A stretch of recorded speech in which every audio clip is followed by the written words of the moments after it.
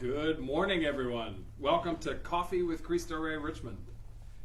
I'm your host for this coffee session. I'm the president of Cristo Rey Richmond High School and Corporate Work Study Program, Deacon Peter McCourt.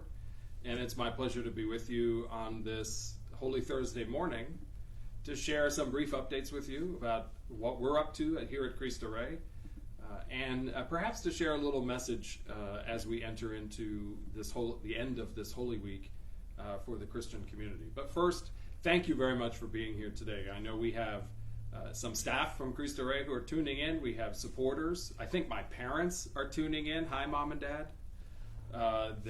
They've figured out the magic of Facebook Live. So, Dad, proud of you. Way to go. So welcome. Welcome to all the supporters and friends of Cristo Rey who are with us. And especially on this Holy Thursday morning, welcome to our students who have started their Easter break. They may not be up yet, but they might be watching this later on. So students, hello and good morning to you too. So thanks again for being here. Just like our last episode last week, our agenda, if you will, is a brief update about what's happening here at Cristo Rey. A special message that the host decides. So today I thought I'd talk a little bit about our religious identity and what is significant for us in this time of year. And then we'll answer your questions, and that's really what this is about. This is about questions from you who are watching us live. So if you have a question, we ask you to post it on Facebook for us to respond to, and we'll do our best to get to as many of those questions as we can. And as always, we encourage you to visit our website for lots of information about Cristo Rey, both about what we're doing during the coronavirus closure here at Cristo Rey, but then also places where you can express a word of encouragement for our students.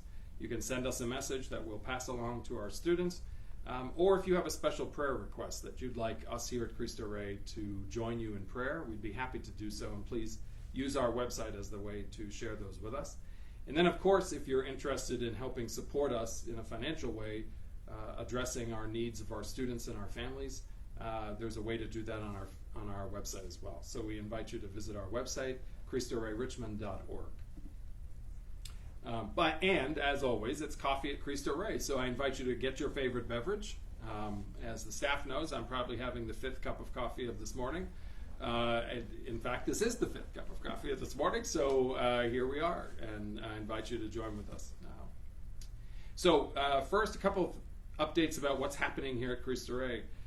If you watched last week's episode, we were in the 2nd week of school. Well, now we are successfully completed 3 weeks of digital synchronous learning, which means live instruction by our faculty through a platform called Zoom for Education. And so our teachers and administrative staff have figured out how to deliver the content and material that we would have done live in the classroom here in this building. We're doing it virtually. And so the students are signing into their class during the week.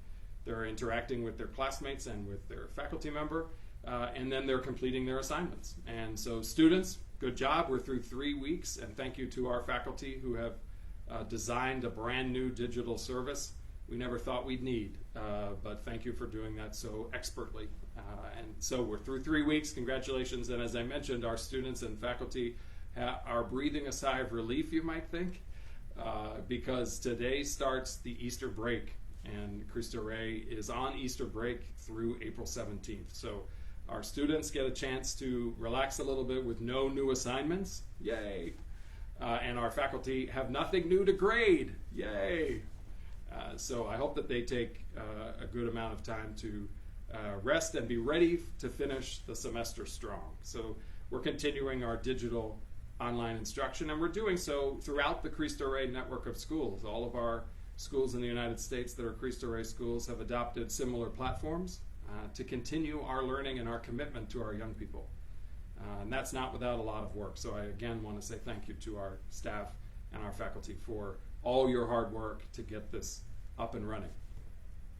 What else are we doing? Well, we're continuing to deliver meals. We will resume that meal service for our students, breakfast and lunch, as their parents have requested following Easter break. So we will resume doing that. We have discovered some students and families are experiencing wireless problems or internet service problems and difficulties. we're doing our best to address those, and we're continuing with a brand new grant distributed to all the Cristo Rey schools. We're able to receive some new hotspots, the devices that help our students. So once the data is used up of the hotspot that we bought for them, we now have some extra hotspots to be able to use as well. So thank you to the Cristo Rey Network for organizing that for all the Cristo Rey schools.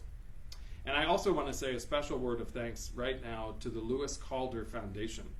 The Calder Foundation was part of our launch campaign to create Cristo Rey Richmond with a very generous gift, as they have done to several Cristo Rey schools in recent years. And then out of the blue, last week, I received a phone call from the Calder Foundation wanting to know how they can help with distance learning and with immediate needs that our students have, such as food. And so we received on April 1st a wonderful check of support from the Lewis Calder Foundation. So if you're watching us, Barbara Atkinson and the Lewis Calder Foundation, thank you so much for your great Easter gift to us to help us continue our work with our students. So that's where we are, and one of the things that we did in this last week since I was with you is we had an honor roll assembly, and I want to put on the screen now the pictures of our honor roll students. This was the largest honor roll we've had yet. Of course, we've had 3 semesters, so this is our 3rd, but we have more students on the gold and silver honor roll than the last 2 quarters. So congratulations to all of our students. You can see their pictures there on the screen. We're very proud of them, and we know that that honor roll list will keep growing. We have so many students that are right below the line, if you will, ready to jump in the 4th quarter onto the honor roll too. So congratulations to 30 plus of our young scholars on their honor roll experience. And students, if you're watching this, you know that you get a special treat, which Mr. Jackson, our Dean of Students, is designing how to deliver those treats to you following Easter break. So stay tuned for more information about that. So congratulations to our students. Now I'd like to shift a little bit to a special message.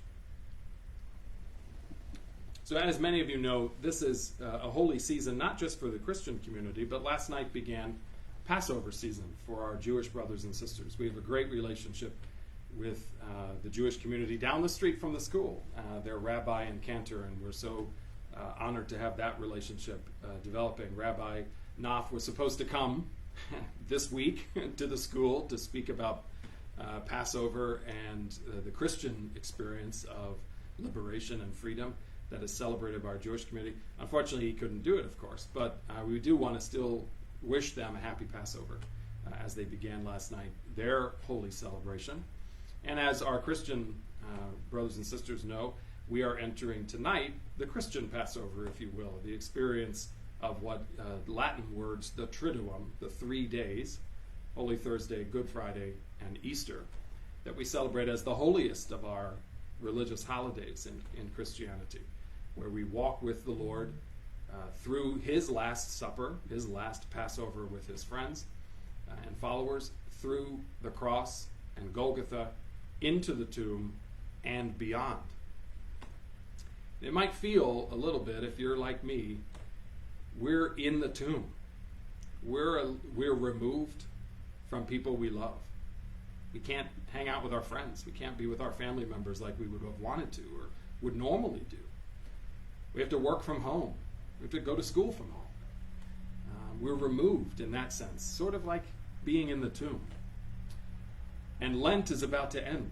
You know, a season that I always struggle through, if I'm honest with you.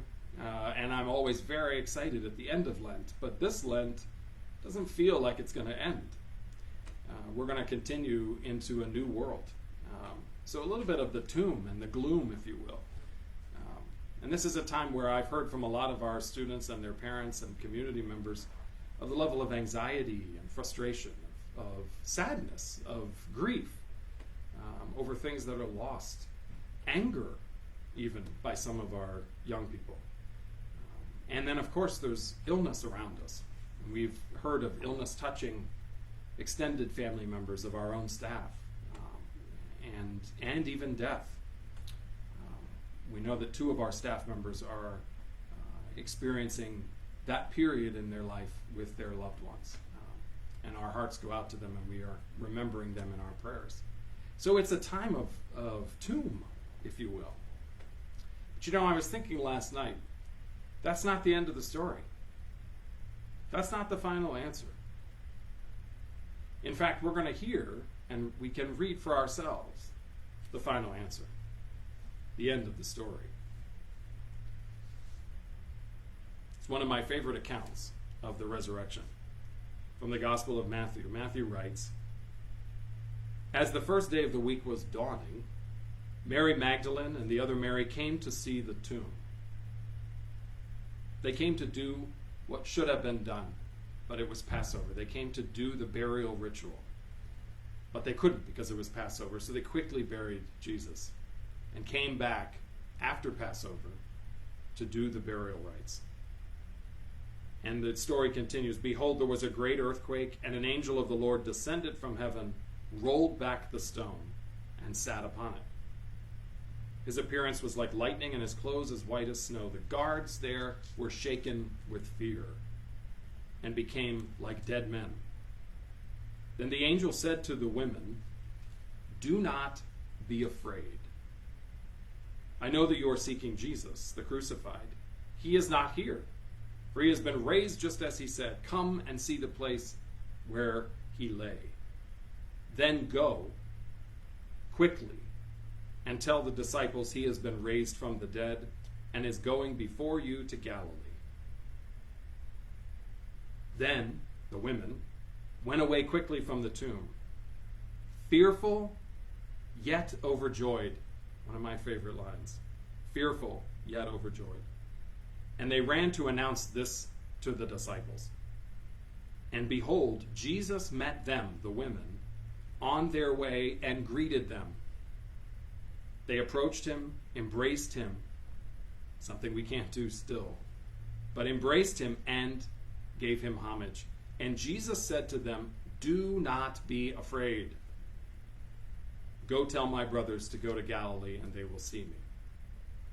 I think that there's the message for us during this holiest of weeks, during this time of quarantine and isolation, during this time of fear and anxiety. We hear it ourselves, both from the angel in the story and from the Lord himself. Do not be afraid. 4 powerful words. And we hear what the women, how was their response? Fearful yet overjoyed. Perhaps we could be like them. Perhaps in this Easter season, as we are beginning that journey with the Lord through the cross and the tomb to Easter joy, maybe that's a message for us. We can still be fearful. We can still be anxious about what's happening in the world around us. Mary of Magdala and the other Mary didn't know how to react. They didn't know what was going to happen next. They didn't know how to respond to this message from the angel, or how to respond at seeing Jesus for themselves. But they were overjoyed. They did not allow their fear, their anxiety, their frustration, their anger, their sadness, all those emotions they were experiencing, they did not allow them to control them. They didn't allow those emotions to have the last word. They didn't allow those emotions to be the final answer. They instead chose to be overjoyed.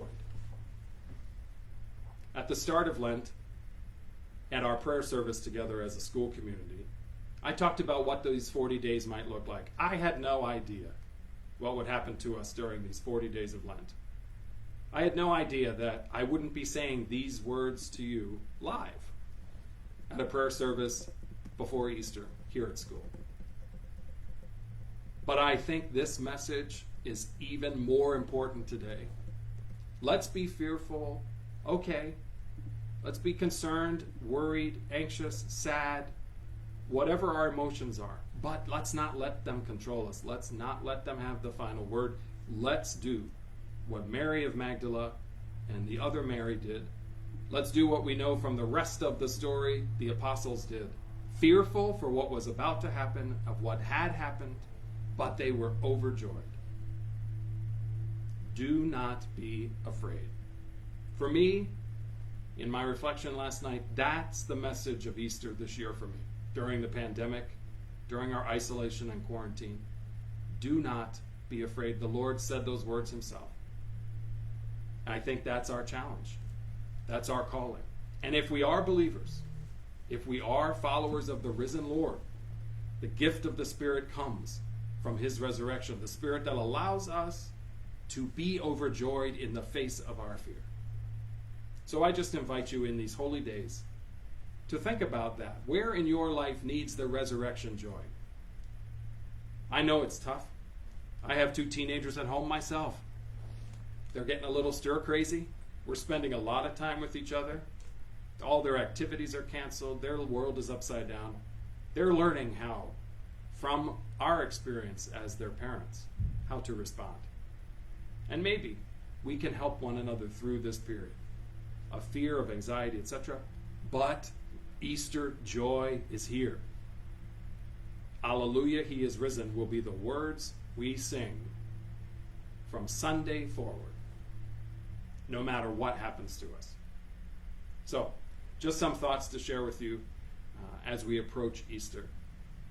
And I hope and pray that you're safe and well, and that you will experience in your own way the joy that the Lord's resurrection brings. So let's pause for some moments to collect your questions. We have some 2 of my favorite photos that we wanted to share with you that inspire me. One is taken from the resurrection cross that hangs in the Sisters of Bon Secours Chapel at their headquarters here in the United States. As you know, the Sisters of Bon Secours are our religious sponsor for Cristo Rey Richmond. And their symbol for over 100 years has been the risen Jesus. Jesus rising with hope and love and peace and healing. And you can see there the cross that's hanging in their chapel as a symbol to us, a reminder to us that the fear can be overcome with Easter joy. The other image that we would share with you is an image from a favorite retreat center of mine, the Jesuit Retreat Center in Maryland. On the bank of the Potomac River, a large bronze statue of the risen Jesus appearing to the disciples, much like in the story I shared with you today. The symbol of Jesus alive. And what does that mean? That means resurrection is possible for all of us. That Easter joy is our message.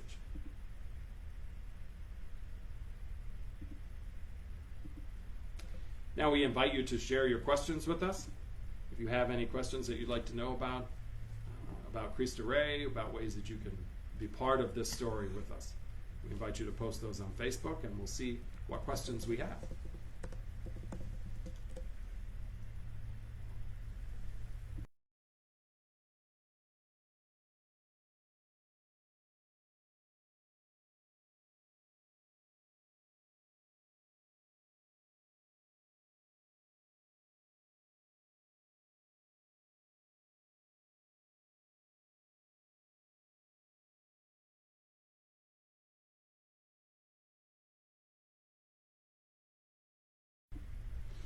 So our first question is probably one that's on many of your minds, and lots of people who have reached out to me directly have asked this too.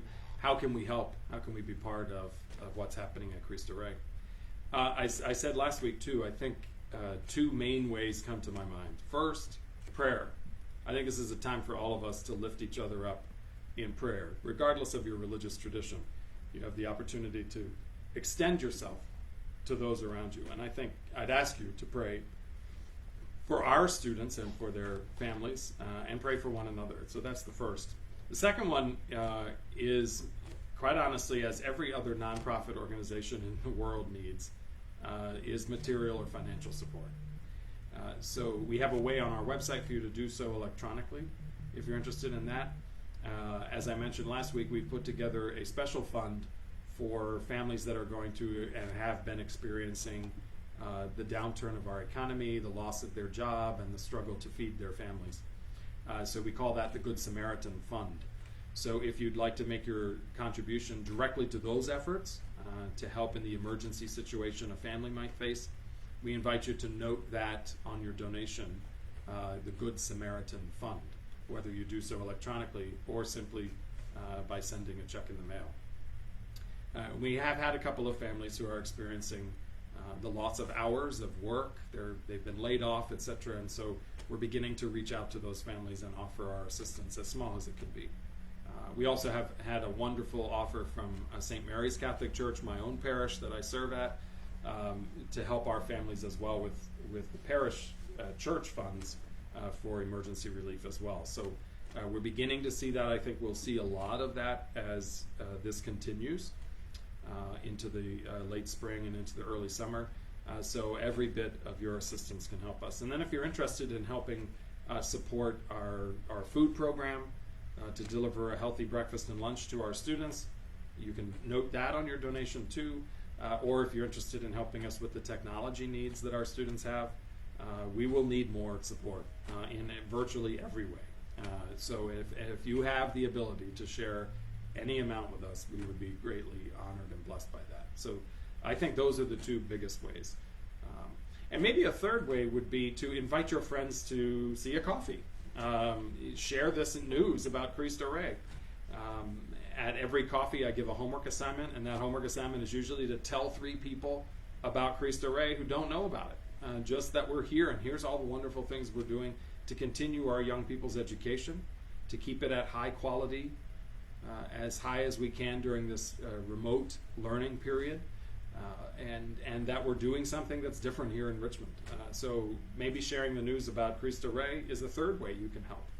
So prayers, financial support if you're able, or sharing the news about Cristo Rey. Forward this Facebook video to some friends on Facebook. Send an email to a few people and say, hey, have you heard about Cristo Rey?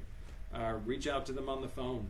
I know there are some of you out there who still remember how to do this thing called letter writing that many of our students don't know how to do, but we invite you to write to your friends and share the news about Cristo Rey.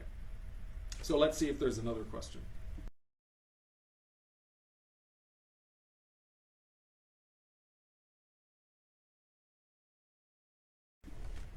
So the next question we received was, how are our students doing with the remote learning? I'll be honest with you, it's tough. Our young people were accustomed to long days, but here inside the building where we could motivate and we could encourage one another, and they were less distracted, you might say, by all of the other things that can befall them when they're learning from home. Like, first of all, sleeping in, or their friends from public schools around them that do not have the same level of work to accomplish and are not experiencing daily class instruction like we are offering. But I have to say that over 85% of our students, on average, are participating live in class, which is tremendous. Of course, my staff knows that I love the 90% goal, right? To shoot for 90% on everything. But 85% of our students, between 80 and 85 every day, are participating in their instruction. And the remainder of the students are participating after the class is over. So they're going on to our portal, to our educational portal, Zoom for Education. They're looking at Google Classroom. They're doing all their assignments. They're watching the video of the teacher from earlier in the day, and they're completing their homework. We have a number of students who have entered into learning contracts with us, so that we know, what do you need, what support do you need from us, how can your parents help you, how can we help you be successful now. And we're signing all those contracts with a handful of our students. And just as another way to say, you know what, we're here for you. We are not going to give up on you. This is important, and you can do this. Those are the 3 messages we always share in the academics department here at Cristo Rey. And we're continuing to do that digitally. So I'm very proud of our students. They're doing their best. And the temptation is great. I remember being a high school student. My mom's watching. She's probably laughing right now. They had to blast me out of bed to get to school on time.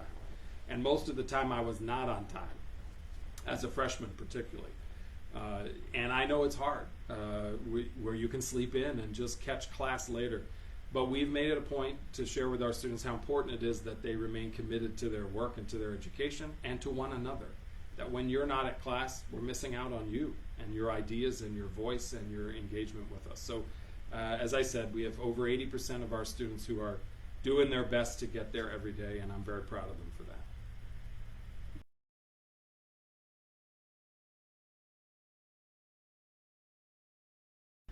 The next question is an interesting one, the renovation. So you know that we are slowly repairing this building and preparing it for the next school year. So the question was, with students out of the building, is renovation ahead of schedule? Not yet. I'd say renovation is on schedule, and we are in the midst. If you would look at the hallways of this building, it looks like a war zone. Boxes and furniture everywhere. So we're in the midst of moving out of the part of the building we've been using in an attempt to give the construction company a whole month worth of extra time that they were not planning on having to be able to get ahead of schedule. So on the part that they're renovating for next year, they're right on schedule. And for the part that we are in right now, we're in the midst of moving this week, and we'll slowly be turning over portions of the building to them for the renovation. So I hope that we will be ahead of schedule at some point soon.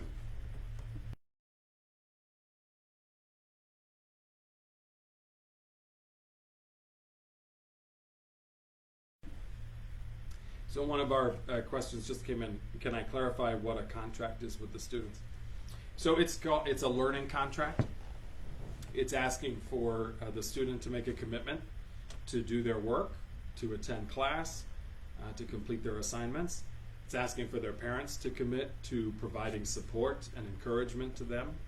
And then it's asking for our academics team, whether it's the teachers individually or collectively, to be available and to be a resource to those students, etc. We're using it mostly as a motivational tool, as a reminder of their commitment and of recalling it, if you will.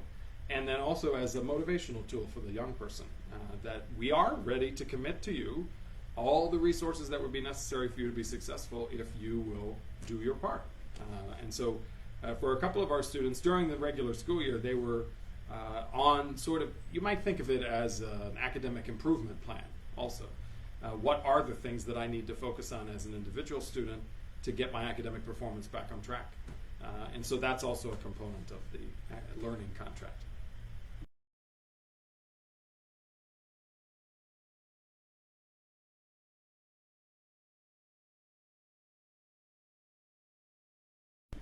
So the next question was, how are the work-study partners responding, and what does it look like for next year?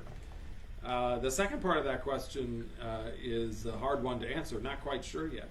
As you know by listening to the news, the economy is struggling, and we will have to see what the effects are and how that materializes for the current corporate partners that we have who are employing our students through the work-study program, and the potential partners that have started the conversation with us before the coronavirus around joining us as a work-study site for next school year. We will see. I remain hopeful, and our team in corporate work-study remains hopeful that many of these businesses are large enough that they'll be able to weather the storm, if you will, of whatever unfolds with our economy.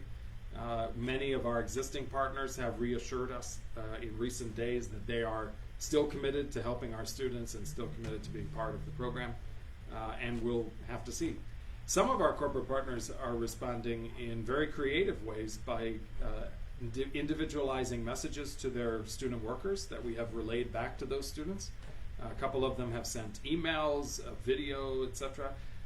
One company, Riverfront Investments, wanted to reach out directly to the students at home, and so they've written and prepared material that we will be sending home to the student from their colleagues at Riverfront Investments. So thank you to Mr. Quinn and the team at Riverfront. But those things are continuing. There are a couple who are asking for students to finish a little bit of the project they were working on before the closure of school. And so our students are delivering, so they're completing their work assignment. And so all of our partners have responded in positive ways, and they're experiencing what we are: isolation, remote working, a new world, a new environment. So, but we remain hopeful for what next year will hold. Thank you for your question.